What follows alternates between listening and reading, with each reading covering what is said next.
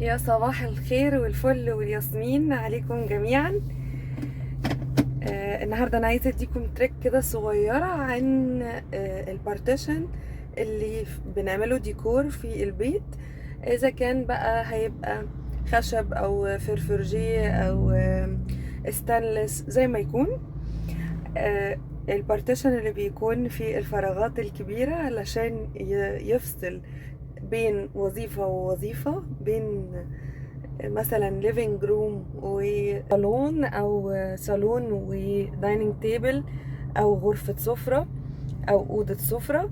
احنا طبعا زمان كانوا اهالينا بيقسموا البيت لغرف، غرف صغيرة زي غرفة النوم بالظبط، يحطوا جواها السفرة، يحطوا جواها الصالون، يحطوا جواها الليفينج. دلوقتي التوجه ان المساحات الكبيرة دي ليها فايدة نفسية وصحية كبيرة جدا على الانسان. ف مهندسين الديكور بيلجأوا ان هم يسيبرت بين كل وظيفة والتانية بمثلا باك تيبل، شوية زرع، ببارتيشن لطيف شكله جميل. دلوقتي في ناس بتحط جواه التي في.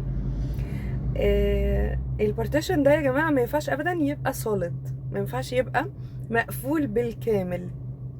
لازم يكون فيه void spaces، يعني اماكن مفتحة تخلينا نشوف اللي ورا البارتيشن علشان استمرارية الرؤية، لان العين بتتضايق جدا من المساحات الضيقة. بنحب قوي ان احنا نخرج برا علشان ما فيش حدود للرؤية. فالبارتيشن بفضل انه يكون في void spaces او اجزاء مفتحة واجزاء تانية solid. لكن علشان نقفل البارتيشن بالكامل من فوق لتحت، انت كأنك كده ما عملتش حاجة، انت قسمت الفراغ لاجزاء صغيرة.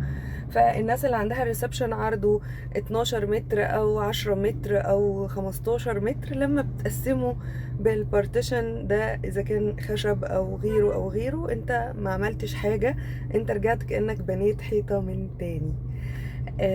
فالفويد سبيسز دي ما تتنزلش عنها ابدا في البارتيشن بتاعك.